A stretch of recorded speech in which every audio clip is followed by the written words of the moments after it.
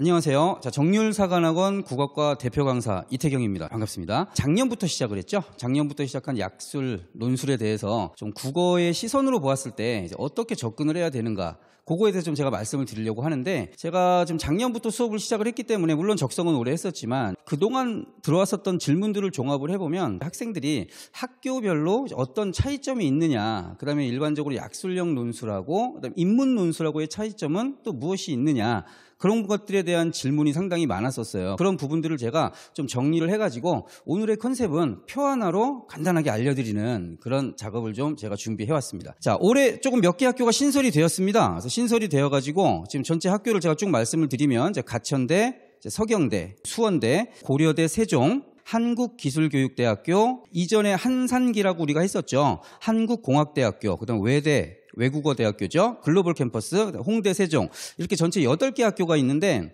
이 8개 학교 중에 제가 아까 처음 시작할 때 국어의 시선으로 보는 약술 논술이라고 말씀을 드렸어요. 그래서 뭐 최저라든가 뭐 내신 반영이라든가 뭐 이런 정보는 많으실 테니까 제가 국어의 입장에서 볼 때 이게 어떤 차이점이 있느냐, 그것만 좀 말씀을 드릴게요. 표를 보시면 그 전체 노란색하고 빨간색으로 바탕이 되어 있는 부분만 국어가 반영이 된 학교라고 보시면 돼요. 그럼 정리를 해보면 가천, 서경, 수원, 고대, 세종, 이렇게 이제 4학교가 있습니다. 그럼 나머지 4학교 있죠. 이 4학교는 수학이 반영이 되고 국어는 지금 반영이 되어 있지 않은 상태인데, 그럼 일단 국어가 반영이 된 학교를 좀 보시면 다시 또 제가 2가지로 나눠놨어요. 그래서 이제 가천, 서경, 수원대는 약신 논술 이렇게 써놨고, 또 하나는 이제 교과 통합형이라고 써놨는데 요거를 제가 좀 구분을 해드리도록 하겠습니다. 자, 일단 가천대를 제가 맨 앞에 써놨죠. 약식 논술에서. 이제 그거는 아마 가천대가 적성대와 마찬가지로 이번 약술 논술도 가장 앞에서 주도적으로 이 시험을 만든 대학교라고 보시면 될 것 같고,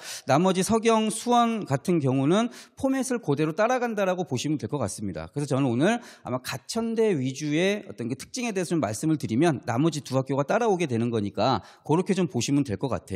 가천대, 서경대, 수원대 3개 특징을 출제 연계를 좀 먼저 보겠습니다. 공통점이 EBS 연계예요. EBS 연계. 그래서 작년 시험에 대한 정보는 충분히 받으셨을 겁니다. 그래서 EBS 연계라는 말은 제가 사실 여기에는 뭘 빼놨냐 하면 국어 공통과정을 빼놨는데 큰 의미가 있을 것 같지는 않아요. 그래서 국어 공통과정이라고 한다면 1학년 때 우리 학생들이 배웠었던 국어 상, 국어 하에서 전 영역에 대한 학습을 했을 텐데, 그런 모든 부분들이 결국은 EBS 연계 지문에 다 녹아 들어가 있다, 이렇게 이제 보시면 될 것 같습니다. 그래서 공통과목으로 본다면 문학, 독서가 들어갈 건데, 이게 가천대하고 서경대 같은 경우는 문학, 독서, 화작, 언매라는 말은 언어와 매체죠. 여기서 언어가 문법이라는 건 다 알고 계실 거예요. 그래서 이게 작년 사례를 좀 말씀을 드린다면 예시문항을 발표를 했었죠. 예시문항을 발표를 했을 때 범위 안에는 언매가 들어가 있었어요. 근데 예시문항에는 언매가 없었거든요. 화작만 들어가 있고. 그래서 사실 저는 좀 고민을 많이 했었던 부분이에요. 이거 언어를 해야 되는가 말아야 되는가. 근데 일단 수업은 했습니다.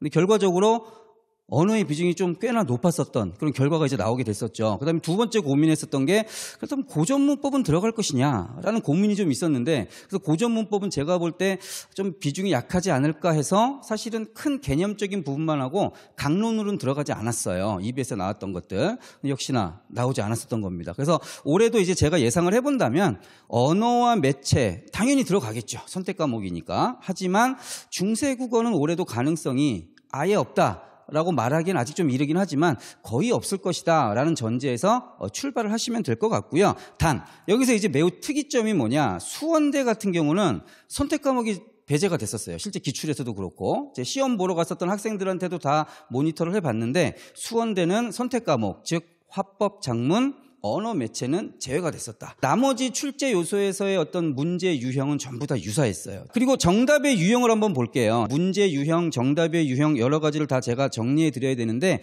요거는 제가 차근차근 후처적인 그 자료를 통해서 말씀을 드릴 거고, 일단 약식논술, 가천, 서경, 수원은 문제 유형을 보면 서술어가 이렇게 나와 있습니다. 찾아 쓰시오 라는 말은 눈을 뜨고 찾아서 옮겨 쓰면 되는 겁니다. 요게 이제 단답식의 문제가 있고, 그다음에 2번째는 이런 게 있었어요. 서술하시오. 근데 사실은 요 서술하시오, 이게 이제 진짜 약술형이라고 볼 수가 있을 텐데, 엄밀히 말한다면 이 서술하라라는 것도 찾아 쓰되 그걸 문장으로 적절하게 재구성을 해야 된다. 그거예요. 제가 아까 여러 학생들을 통해서 실제 뭐 시험 봤던 학생들을 다 모니터링을 해봤다고 말씀을 드렸잖아요.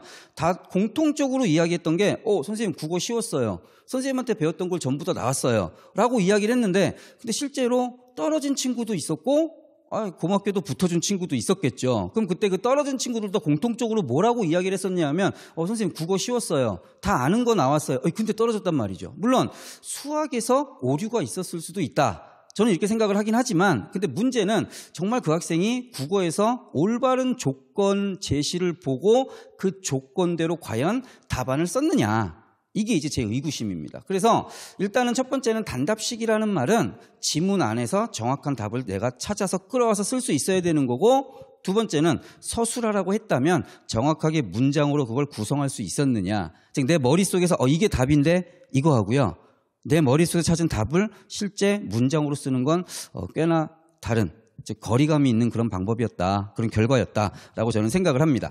자, 그래서 일단은 요거 그 답안을 써내려가는 과정에 대해서는 제가 또 한차시를 통해서 정보를 드릴 건데 마지막에 그 빨간 줄을 한번 보도록 하겠습니다. 고려대 세종인데요. 사실 이게 처음에 문제를 얼핏 볼 때는 상당히 흡사하다는 생각이 들 거예요. 그냥 뭐 아무 생각 없이 보면 뭐 비슷한데 찾아 쓰라는 것도 나오고 그냥 뭐 서술하라 이런 것도 나오는데 가천대, 서경대, 수원대 같은 경우는요. 글자 수의 제한을 주지 않습니다. 단 답지를 보면 그 답지 안에 글자를 쓸 수 있는 게 한정되어 있긴 되어 있어요. 답지를 보면 이거 뭐 40자 이상 쓰기가 쉽지가 않은데 라는 결론을 저는 받았는데 고대 세종 같은 경우는요. 단답식도 있었고요. 그다음에 두 번째는 최대 200글자까지 답안을 요구를 했어요. 그러니까 엄밀히 말한다면 얘는 제 입장에서 본다면 이건 약식 논술, 약술이라기보다는 하이브리드가 아닌가. 약식과 인문 논술의 하이브리드가 아닌가. 이런 생각이 첫 번째 들었고요. 문제 유형을 볼 때.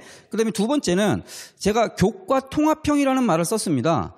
범위의 특이사항을 보시면 아까 가천대, 서경대, 수원대 같은 경우는 전부 다 EBS 연계 지문으로 나왔는데 고대 세종 같은 경우에 예시 문항을 보면요. 물론 반 정도, 특히 문학 같은 경우는 100% EBS 연계가 많았어요. 근데 비문학 같은 경우는 전체 두 문항 중에 하나는 완벽하게 딴 데서 끌고 왔는데 완전히 생뚱맞게 끌고 온 게 아니라 제가 교과 통합형이라고 그랬었잖아요. 그래서 교과라는 말은 뭐냐면 우리가 국어가 아니어도 학교에서 배웠었던 뭐 사탐과 연관된 뭐 사회, 뭐 도덕, 뭐 경제 이런 지문들이 교과서에 있는 지문을 실제로 끌고 왔었던 거죠. 그렇게 해서 이제 원래 인문 논술처럼 뭐 두 지문 또는 세 지문 정도 그렇게 줘서 그 안에서 주제를 융합시킨다라던가 아니면 뭐 가에 대한 어떤 전제를 가지고 자신의 논지를 끌고 간다던가 이런 식으로. 근데 그게 사실은 또 200자이기 때문에 정확하게 인문 논술처럼 근거를 가지고 주장하는 글, 논증하는 글까지는 갈 수는 없고 제시문을 어느 정도 요약해서 정리하는 수준이긴 하지만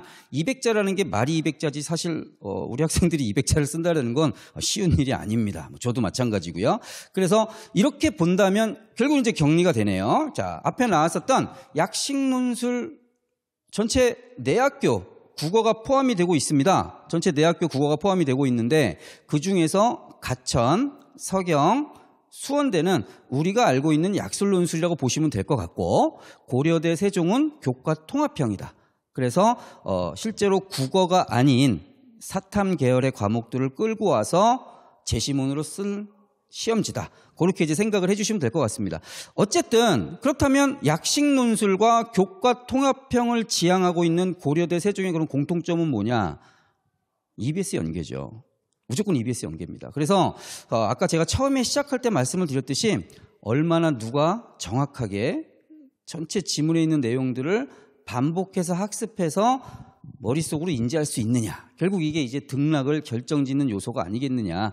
그렇게 이제 생각을 하고 있습니다. 국어가 반영된 학교의 특징을 제가 오늘 정리를 해드렸는데 제가 요거를 지금 3가지 정도로 생각을 하고 있어요. 그래서 오늘은 이제 국어의 시선으로 보는 학교별 차이점이 뭔지, 그다음에 두 번째는 우리가 알고 있는 일반 약식 논술, 그 새 학교에 대해서 제가 어떻게 공부해야 되는지, 학생들이 혼자 공부해야 된다면 또는 학생들이 어떤 도움을 받아야 한다면 어떤 식으로 공부를 해야 되는지 그거에 대한 말씀을 드릴 거고, 그다음에 세 번째에 좀 난제죠. 고려대 세종 같은 경우는 어떤 식으로 우리가 또 준비를 해야 되느냐. 거기까지 해서 일단 3부작으로 제가 준비를 했으니 그거 가지고 참고를 하셔가지고 공부를 하시면 되겠습니다.